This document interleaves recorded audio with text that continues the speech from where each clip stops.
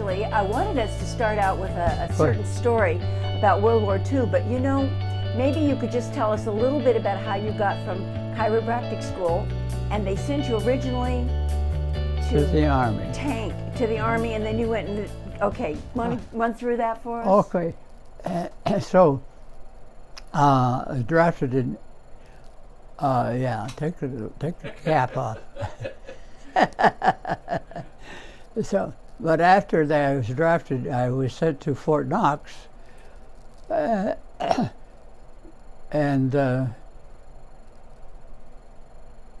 was into a small outfit. Those days they had more consolidated units, this, and this. And every one of them had their own mess hall and dispensary and own commander, which was usually either a captain or a major. And I washed dishes the first day I was there, Easter Sunday, I remember. And then next day or so we started drilling and handling weapons and that sort of thing, and going to see different types of armor, and that, tanks and all that sort of thing. And so at about the third day there, I asked the commander, I says, hey, why are we learning how to do all that stuff and shoot guns and all that? Well, we're supposed to be medics. He says, you're not going to be a medic, you're going to be a tank driver. I said, oh God. But anyway, the next night or two, about 2 or 3 o'clock in the morning, all the lights came on in the barracks. We had old World War II barracks. Lights came on, everybody dressed, you're shipping out. I said, at that time of morning, so he said, 6 guys are out in front, climb aboard. Well, they don't tell you anything, you know, just do what they say. So we climbed aboard. This was in Fort Knox. We climbed aboard and they hadn't gone too far. And it says, everybody out. And we were at the hospital. They'd had us mixed up with another group that were supposed to be tank drivers, and we were supposed to be medics. The medic outfit I was assigned to was a evacuation hospital. It had about 6 underpowered Chevrolet vans, huge vans. Looked like each one of them had a function, an X-ray, surgery, or a couple of surgery, and that sort of thing. And they all backed up to a tent, one tent. And so we started training in different capabilities. Even though I had been to chiropractic school a couple of years, I had some X-ray work and lab work and that sort of thing. So I was in hopes that they'd send me to the medical. Because I could type, they put me in the supply room where I could type all the laundry lists and so that's all right. But I got tired of that, walking up and down the hills of Kentucky. We were in Louisville, Fort Knox, and I'd heard about the cadet program. So I asked my commanding officer. We weren't too good at terms because he was an MD and I was a chiropractor, you know.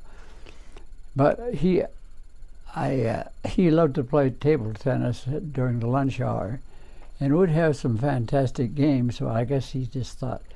I says, well, my grandmother died. I'd like to go to the funeral. I'd like a 3-day pass. He says, well, I guess we can arrange that. So I hitchhiked from Fort Knox. Those days you could hitchhike in uniform, of course, up to Purdue University took the cadet exam and passed. And I came back and with my orders to be shipped that I was going to be a part of the U.S. Army Air Corps. And he immediately shipped me out to Camp Atterbury in Indianapolis. And from there I went to Santa Ana, California, primary, and then Dos Palace, where we were married, and on up. Finally ended up flying the B-17. Before we do the B-17, would you tell one more story that you shared before about flying over the cornfields in Illinois and Indiana and scaring cows? Well, that was during a that was afterwards, after I came home. Oh, okay. I'll tell you that later. Okay, that wasn't part of the... No. Okay, oh good. Well, I'm glad to know that. What I thought would be such an important story for the kids to have is that very first flight that you made with your crew when you were in England. You might want to back up just a bit and tell us how you got over there and then what that was like, meeting your crew and taking off in that very first flight. Yeah, well, after we graduated and became pilots, I was a second lieutenant, and they at that time sent you out to different locations for different types of training, and I was selected to go to twin engine school, and eventually trained in the B-17. But then when I finished, I went overseas. Of course, Margaret was with me all the time because we were married in May, and she went. And every station, every base we went to, these women had to find a place to live, and they walked the streets trying to find a place to live lots of times. But civilians in those days were more sympathetic to people. But anyway, I went over on went to Kilmer, or New York City, Camp Kilmer, and loaded onto a ship, a British convoy called, let's see, the ship was named Arawa. And we went, it took us 11 days to get overseas. And we finally ended up in the 379th Bomb Group. And 8 crews, which we assembled in the States. After training, we were assembled, and we were sent to the 379th Bomb Group. Well, as a crew, we had 10 men on the crew. Right there. There they are. Oh, yeah. And we had some practice missions. Some of the pilots of the 8 had gone on a mission as training on an actual combat mission. I was last in line, and D-Day came along. But anyway, we had an all-out call-up that everybody was going to fly, and they signed me an aircraft, an old called Wall Express.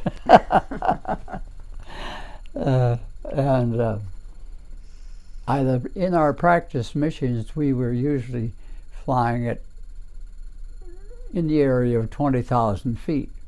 But at our pre-dawn briefing for D-Day, they told us what it was at briefing.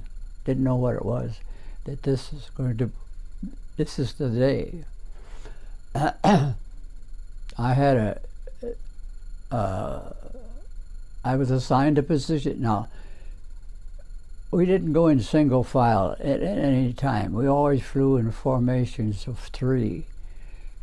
And then those 3 had 3 down here and 3 up here and 3 up here. So that was considered a squadron, and I was one of these at that time. But we left England and leveled off at about 5,000 or 6,000 feet, as I remember, and went over the channel before D-Day. And looking down, you could see all of the ships firing, and you can't believe how. It's one of the memories that I have, very vivid memory of the flying across the channel at 4,000 or 5,000 feet with all this activity going on. And we dropped our bombs and came back home, and then that was in the morning, and then they reloaded us and went back again. Only our target was a little bit deeper in, and I was, the first time I was way down here, what they call tail end Charlie.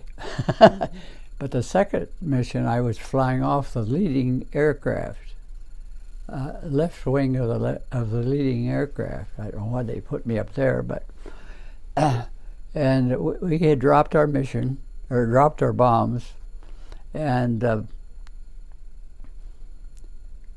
started making a turn, and we heard this boom, boom, just like somebody hit the back of a bottom of a drum, and we'd never heard of it, and turned around and looked through the window. It was all black smoke behind us. They were shooting at us at that time, and a flak. They used what we called an 88, and they could go up to 30,000 feet, and we were only at 5. So and there wasn't that many. There was a lot of aircraft, but few guns. They didn't have that many, I don't think. But anyway, some of the flak hit my tail gunner and killed him. So we broke formation and came home. From then on, I flew 35 missions in 59 days. And went to Paris a couple of times, not Paris, London a couple of times. So I did a lot of flying in a short period of time. Rod, could you tell us a little bit about this time you shared, how you cleaned your flight outfits, your flight suits, all of that? Well, we always said that we missed summer the day they had, or missed summer the day, or we had a mission the day they had summer. Uh-huh. So we wore our heavy wool uniforms all the time. But we used to clean them on our spare time, which wasn't very much, in gasoline, because it was 100 test gasoline, and soak them up and down 2 or 3 times and hang them up and press it, but the smell went away because of the high octane. Mm-hmm. And that's why we kept yourselves clean. And we had, that's where we kept our uniform. But to get ourselves clean, we had a little washroom that didn't have water a whole lot much at the time. And they put us on trucks and went into Bedford, England, which was 17 miles away, to go to the USO Club and take a shower and stay overnight. And sometimes we didn't stay overnight. But this one night, I will remember, I was taking a shower and I was shaving, and Glenn Miller was shaving right next to me. So I saw him. That was just before he was lost. Mm-hmm. Wow. Before he was lost. Now, one other memorable thing was your return on the ship with Winston Churchill. Oh. How did that happen? Well, everybody had completed their missions, they went to a holding base for transportation home. Some people went by flight, Some of them went by ship and so forth.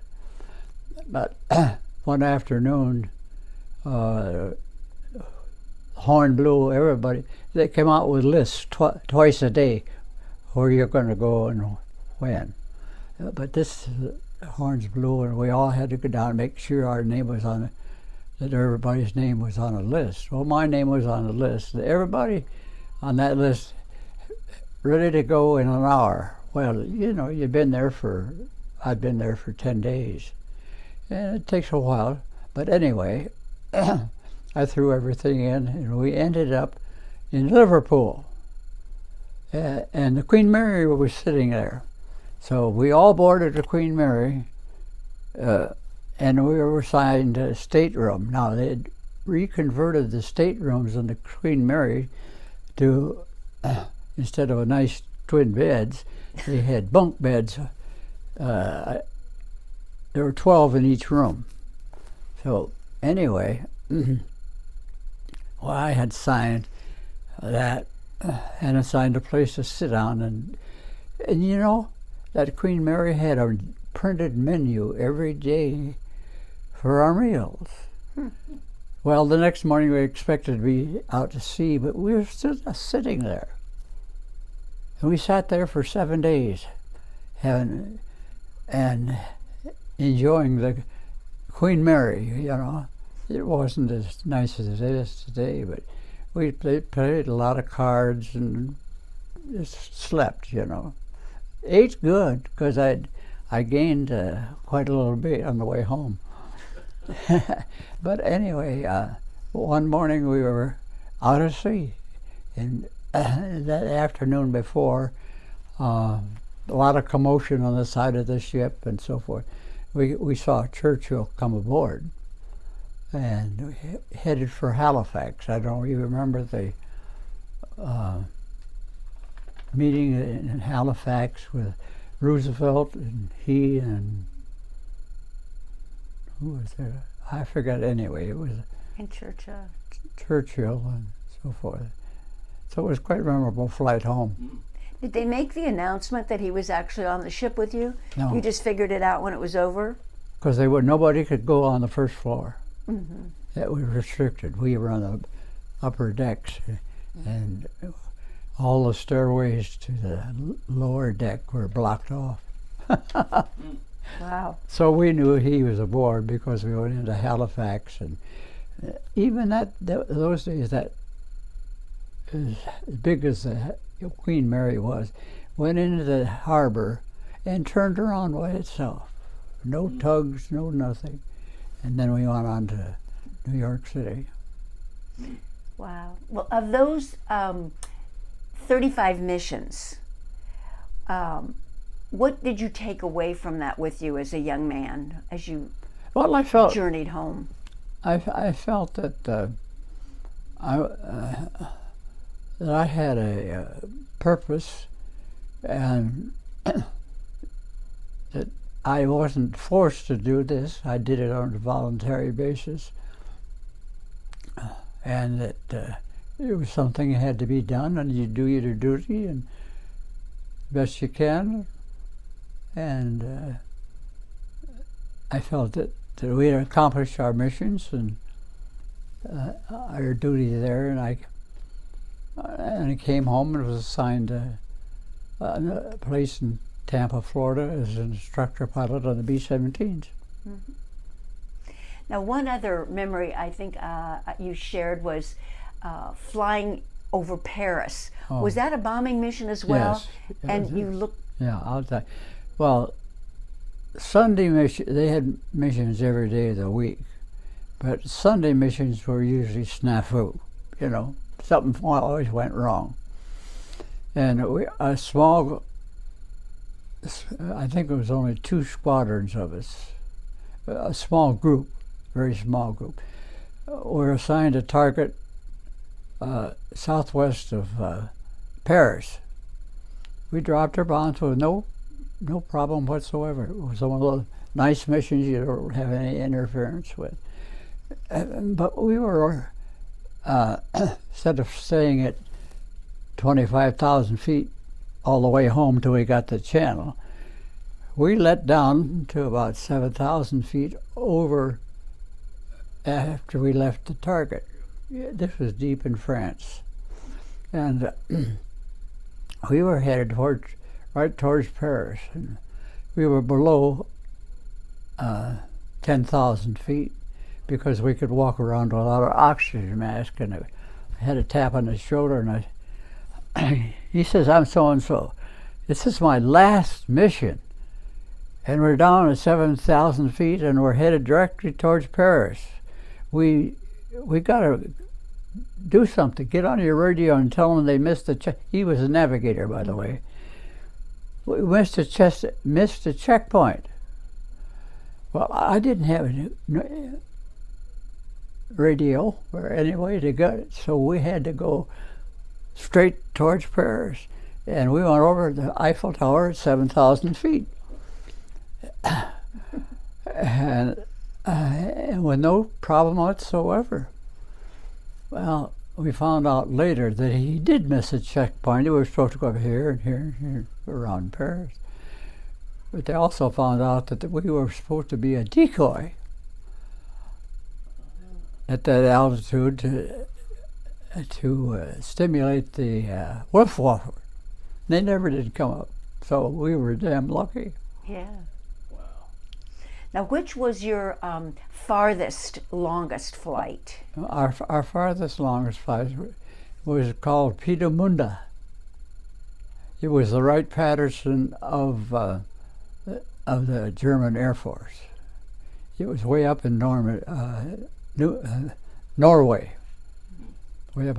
We crossed Denmark and all the way up. And we flew up there, and we saw our first rockets shooting up. But they were visible because they left a trail of smoke, and you could fly around it. You know, and but it was about. We came home on fuel, on flame, and fumes.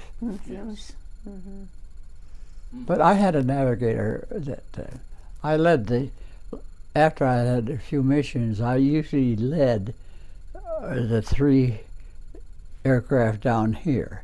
As I say, there was lead, and then there was under here, and up here, and then over here. So when we were, other than the bomb run, I could take these 3 aircraft and gradually slide them over like this. If my navigator in the front says, "Rod, take our left," so I'd slide the whole formation over here. Wasn't bothering anybody, but most of the flak was on this side. Or he'd say, "Take it to the right," so I'd take them to the right.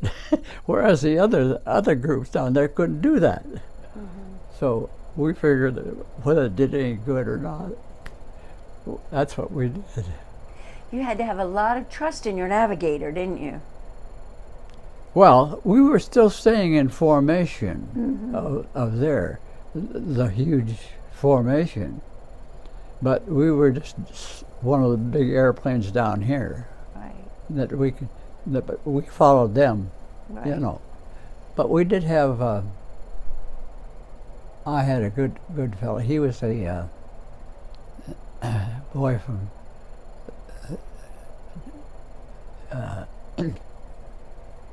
His name. Well, anyway, I'll think of it in a minute. And anyway, he was a bombardier and turned navigator because they took one of them away from me because he didn't use the bomb sight.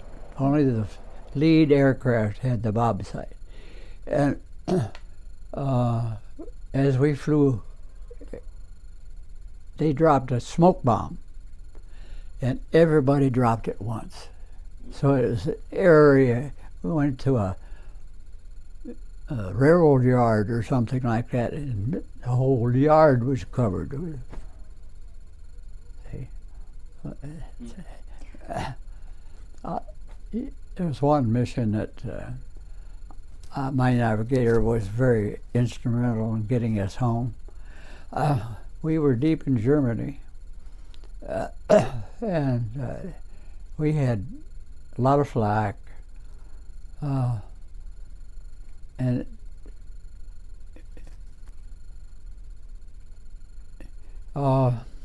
we just dropped our bombs and started to turn, and a lots of black smoke. All of a sudden, my engine instruments went to 0. So therefore, I couldn't stay at 25,000 feet. So I had to drop down, and we were on the aircraft alone, deep in Germany. So, but anyway, as we came down, because we just floated down because the engines were running, but with no power at all. We couldn't figure it out. Couldn't figure out why the engines were running and no instruments here. But as we came down below 10,000 feet, they had more oxygen, and my instruments started to come up. Because all the aircraft were supercharged for high altitude. So, but when we got down where there was oxygen, they took over and everything was normal. But still, we were deep in Germany. Mm-hmm. And so he headed us towards home. And we noticed an old jug, a P-47, coming up side of us. And he could talk, and they had radios. And he says, "You having problems, brother?" And of course yeah. He says, "I can stay with you a while, but I have to leave shortly. You know, I'll stay with you as long as I can." So he stayed with us and circled around to make sure. And when we could see the channel, we got us to the channel. He says, "I got to leave you now." So zoom, we went, and here we were. But that's the way it was. Was that the same flight that you mentioned when you got to the coast? You looked down and you could see the gunners in the bunkers?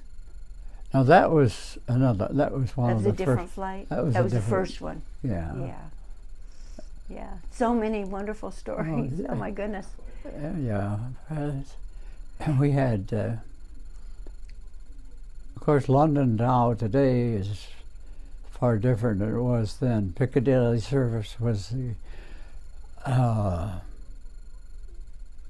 hub point for everybody, all kinds of people, women and everything. And they had movies down there that you go to, but it was strictly black. I mean, it was blackout, you know, no lights. If you knew somebody, you'd get right up next to them and see them. Because every light in England was dark. However, the buses had little red and green lights real low in front. And used to stay at the USO Club. But if I went to a theater or a restaurant where they served chips and, what do they call them? Potato chips? No, not potato chips. Fish and chips? Fish and chips. Mm-hmm. That's about all you could find over there. Yeah. And then you had to walk home because no taxis or anything. So and fog over there was very prevalent. So you'd have to walk with 1 foot in the gutter to tell when you come to the end of the block. Mm-hmm. That's what, and then you could see these little red lights coming, and you step off. And how they drove so fast, I don't know. But anyway, they did. We, as I say, we had to walk in the gutter to find out when you come to a turn. You took many steps from the gutter and so forth. Did you tell a story one time about staying in a apartment, a hotel or something, and it bombed and the wall blew out? Yeah. Well, I wasn't part of that. That was your friend. I was the oldest. I was the only married man on the crew. Mm-hmm. The only one that didn't smoke. I'm the only one living. Well, my co-pilot was sort of a rounder. And Piccadilly, sir, you'd see him, "I'll see you Sunday," you know, and he took off. But he knew I was staying at the at the USO Club. Yeah. The next morning, or after we'd been there a night or two, the next day, he come knocking at the door, and he says, "Hey, we got to get back. I don't want to get killed here in London." What had happened was he'd taken the girl to a hotel, and a buzz bomb hit outside the hotel and blew all the windows out. And part of the wall, he happened to be in bed, you know what I mean? It scared the hell out of it. Bad. He was. So therefore he wanted to go home where Now, it was safe. Are you the only one of that original crew that's still left? Yes. And you stayed in touch with those men for a long time? Oh, yeah. But they're all gone. Oh, yeah. Yeah. Mm-hmm. Yeah. My waist gunner was the last one to go. Mm-hmm. Yeah. But, Wow. so, yeah, we had some good times and we had some bad times. Could we switch gears just a little bit then to talk a little bit about some of your later flying careers? You flew lots of different planes. And what about those wonderful mail planes that you flew to the outer islands in Okinawa? Oh, What was that like? I was assigned to Okinawa as a supply officer for Down Lake. And I had a little L-20, it's a little de Havilland single engine, and different story, I'll tell you later. But I used that for recreational.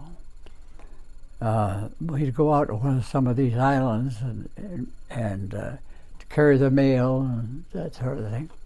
But one of the islands was an ACNW site, which had all the radar on it.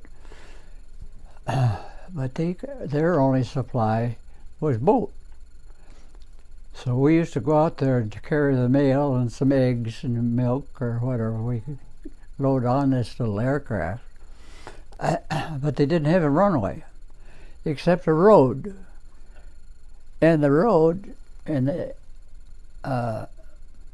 started at the edge of a great big cliff like this. And you'd have to, if you hit short, you're into a mountain, see? And then the mountain up here. Well, you had to set it down pretty close to the edge. It didn't have much run, but we had plenty. And we'd take the mail up and have a cup of coffee and so forth, and fly on home. One day, my boss, he says, "I'd like to make one of those runs with you." I said, "Okay." So we did. We got to talking and so forth, and we landed. What you did is come in 90 degrees from where the runway like this. You'd come in this way, cut your engine, and then just glide down. Hit it. So we got ready to go home, and I took off, and I said, "We forgot the mail." He says, "You going back?" I said, "Oh boy." So we went back. It wasn't the easiest thing to do. He was not comfortable. So he said, after this, I'm never going to go out there with you again. Maybe he was a little queasy as a passenger. Yeah, as co-pilot. Oh my goodness. That's one of the stories. But we used to have a lot of fun. You know, we used the same airplane to go fishing. In the summertime, which is long, we put floats on it. Had floats on these airplanes but the wheels were not that far below the floats, and we used to able to get up and take off at daylight and fly the local area. We know after you've been a while, you know where to go, and we'd look down there. Well, maybe that lake's better than that one, so we set it down here, set it down there. Mm-hmm. And so we'd set it down and beach the aircraft. In those days, they had what they call a wetsuit. In other words, we put these wetsuits on, and over your uniform, even the hood and so forth like that, and we'd all smoke a pipe because they had what they call little black flies. They were a little bit of black flies like that, and if they bit, you wouldn't feel it till the next day till you had a welt on your skin about the size of your thumb, and it's like everything. So we'd put those on and go out wading and fish and come back. We were allowed 44 pounds, but then we'd take off again. But in the wintertime, we had them on skis. Because the first, I was up there in 52. That's Newfoundland? In Goose Bay. Mm-hmm. I was up there in 52 for 11 months. And then we got when I was back recalled, we went back in 66. Mm-hmm.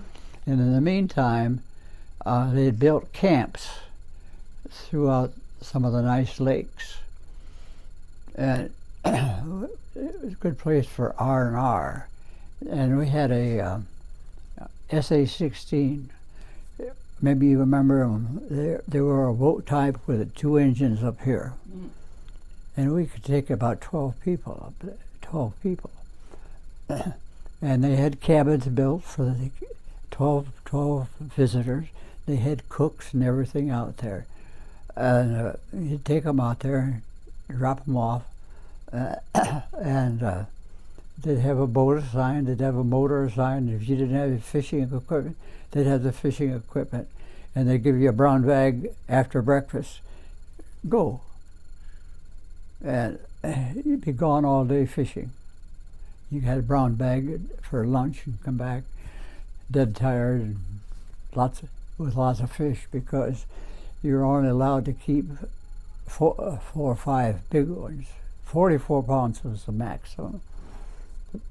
We used to do that. Now, what's the story about that mounted small jet at Scott that was the last plane you flew? Well, the last plane I flew here was called a C-45. It was a little twin engine that I'd flown many times before. Mm-hmm. And that was, and that Scott, they do have displays. And one of the C-45s they have on display, I flew one time, a few times. Was that a trainer? No, we used it for admin stuff. We used it for admin. Now, like one day, I was the maintenance officer for our squadron at Lockburn, Ohio, which is Columbus, Ohio. And I had a boss that was very liberal, and he let me go anytime. So an assignment to our squadron was to take a retired general to California. And, oh, sure, I'll go. So that's the type of missions we went. I took the general out there twice. And we have to land every so often, very few, and I landed at Albuquerque, New Mexico one time, stayed overnight. Went down and filed my flight plan. He says, good thing you're early, otherwise I wouldn't let you off, because your load and the air and the wouldn't let you, not enough humidity to get us in the air. Yeah. Huh. So we'd go over there and land there. He'd do his business, and I went to San Francisco and rode the trolley and met him back at the aircraft.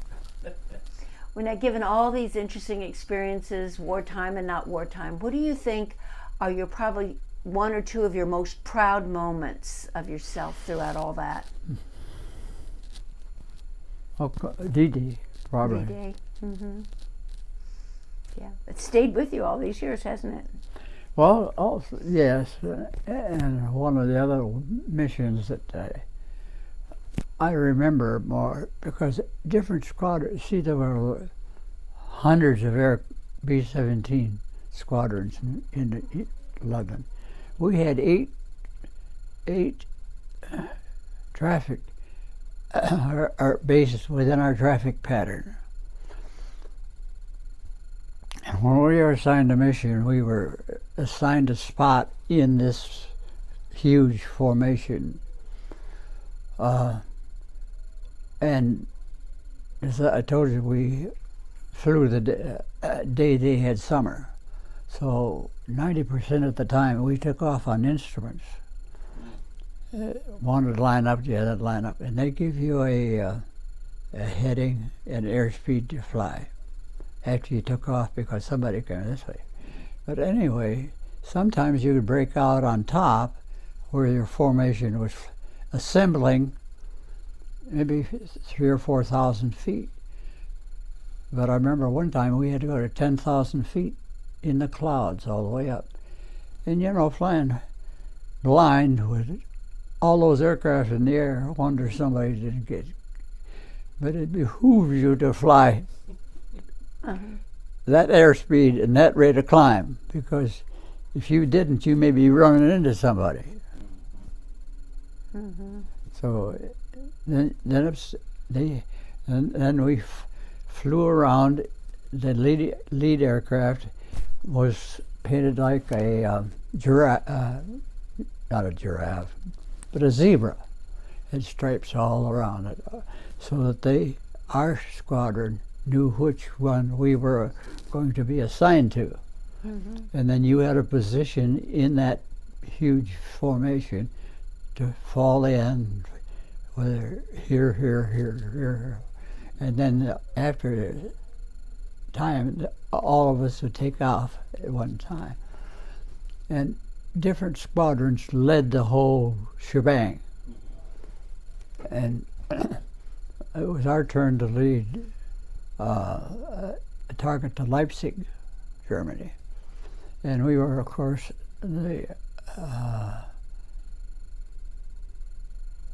going across the channel and that sort of thing. As we dropped our bombs, and there wasn't much flak at all, but we could tell, our tail gunner could tell us that our bombs hit the place where we were at, because it was so, and we were first, you know. But sometime, and then one mission we were last, and you don't know where you were, you know. But I remember that time we were last. You could see aircraft formations as far as you could see, as far as you could see. Wonder they didn't run into one another. I saw one, so forth. Did you ever allow yourself halfway through your 35 missions to wonder if you were going to make it back? Oh, you always did that. You always did that. You always thought that? You wondered? Yeah, because every night we slept in barracks, and they were not all from the same squadron, and the medics should be picking up clothes here off that bed or that bed. Right, but you still had to go forward. Right. Yeah. Now, when you think about all those years and moving your family around everywhere, what would you like to leave your family with? Oh boy, it's not to expect. I didn't want to leave my family as is, that's for sure. But circumstances prevailed. But a memory of their what I've done and been a chiropractor, and all that. And being in the, and there's a lot. Now the things that I went through were not as heroic. I don't even consider that. But as some of the guys went through hell.